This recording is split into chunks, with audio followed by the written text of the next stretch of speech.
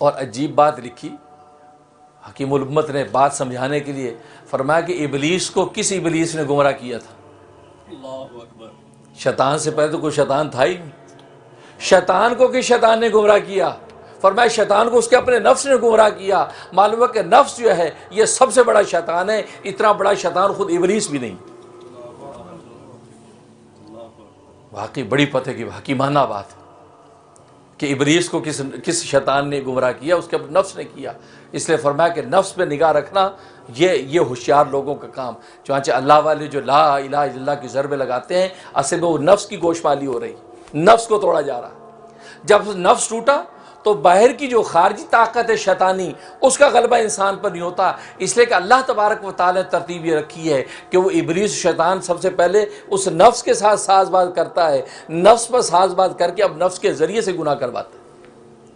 اور یہی وجہ کہ کل روز قیامت میں ابلیس بڑی مجلس میں محفل میں کہہ دے گا کہ بھئی میں نے تو نہیں کچھ کرایا، میں تو تمہیں صرف راستہ دکھایا تھا، باقی تم نے خود ہی کیا. کیا مطلب ہے کہ میں نے تمہارے ہی نفس کو ایک سبق دے دیا تھا، ایک راہ دکھا دی تھی. عمل تو تم نے نفس کی پیروی میں خود ہی کیا تھا، میں نے تو کچھ نہیں کیا. میں نے تیری انگلی پکڑ کے تو گناہ نہیں کروایا. وہاں بری ہو جائے گا، انا بری ہوں، میں بری ہوں. وہاں برات کا اظہار کر دے گا. اور یہ وہاں جو ہکا بکا حیران کھڑا ہوگا کہ جس ابلیس شیطان کو خوش کرنے کے لیے میں نے آنکھ کا گناہ کیا، ناک کا گناہ کیا، زبان کا گناہ کیا، ہاتھ پیر کا گناہ کیا، فکری اور قلبی اور دماغی نفسی گناہ کیے، یہ آج یہ ابلیس مجھے کہہ رہا ہے کہ میرا تیرا کوئی ساتھ نہیں. بظاہر ٹیکنیکلی وہ اپنے کہنے میں صحیح ہوگا، اس لیے کہ وہ انگلی پکڑ کے گناہ نہیں کراتا، وہ اندر جو آپ کا نفس ہے اس کے ساتھ ساز باز کر کے نفس کو سبق پڑھاتا ہے، اور نفس یہ پھر آپ کو لے کے چلتا ہے. اور آپ نفس کے تقاضے پہ عمل یہ سمجھ کے کرتے جی میری مرضی، میرا دل کر رہا ہے، میری طبیعت کا تقاضا ہے، مجھ پر کسی کا کیا زور ہے جی. اب اللہ میاں اتنے بھی ظالم نہیں ہے، میرا ایک چیز کا دل کر رہا ہے، اب اللہ میاں ظلم کریں گے؟ نہیں، طبیعت بھی اللہ نے نہیں بنائی ہے. نہیں، وہ نفس جو ہے اس طریقے سے خوبصورت عنوان دے کر انسان سے ماضی گناہ کرا. اس لیے تو منافقین کا ذکر سب سے زیادہ جو قرآن کریم کے اندر کیا گیا، اور فرمایا کہ وَإِذَا قِيلَ لَهُمْ، جب ان منافقین سے کہا جاتا ہے کہ لا تفسدوا فی الارض. اس سے پہلی آیات کے اندر آپ نے دیکھا کہ اللہ تبارک و تعالیٰ نے فرمایا تھا کہ یہ اللہ کو دھوکہ دیتے ہیں، اللہ کو دھوکہ دیتے ہیں.